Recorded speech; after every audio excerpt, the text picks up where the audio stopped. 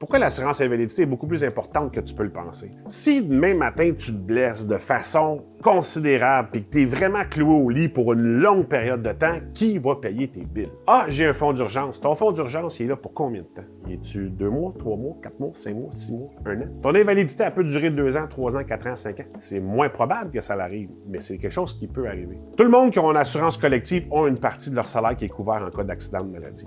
C'est super important. C'est la base de ta sécurité financière.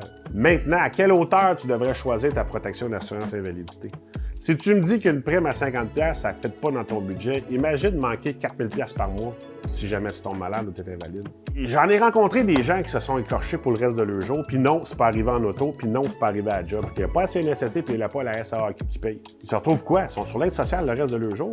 S'ils ont une famille aisée en arrière d'eux autres, ils vont mieux s'en sortir. Mais si t'as pas de famille, qui a de l'argent, peu importe, tu fais quoi? Ta vie durant, c'est longtemps. Là. Mais oui, statistiquement, c'est moins probable que ça t'arrive à vie. Statistiquement, que ça t'arrive plus loin de 2 ans, c'est moins probable, mais ça peut arriver. Puis ce que tu veux pas en cas d'invalidité, courte durée, tu es capable de faire face généralement. Il y en a qui sont aux semaines puis aux mois. S'il manque une paye, il manque une journée de travail, ça défait le budget. Imaginez-vous 3, 6, 9, 12 mois d'arrêt de travail, l'impact que ça a. Là, tu vas me dire, ben, c'est pas grave, j'ai des REER. C'est vrai que tu peux retirer tes REER, puis là, en même temps, c'est une année où tu n'as pas travaillé, techniquement, dépendant quand ça t'arrive, fait que tu vas tirer des REER, tu vas payer un peu moins d'impôts cette année-là. Oui, mais là, tu es en train d'hypothéquer ta sécurité financière de retraite. L'assurance invalidité est hyper importante. Maintenant, il y a des produits d'assurance invalidité où tu peux me demander un remboursement des primes. Il y en a qui vont faire des remboursements des primes si tu n'as pas été malade à 50 %. Il y en a qui vont avoir des remboursements des primes à 100 %. Ça, c'est si je suis jamais malade et je ne réclame jamais. Si vous tombez malade, dites-vous que votre protection va vous coûter beaucoup plus cher parce que là, ultimement, vous allez avoir utilisé votre assurance invalidité, donc le coût d'assurance va augmenter. Fait que si tu te poses la question, si 100$ par mois,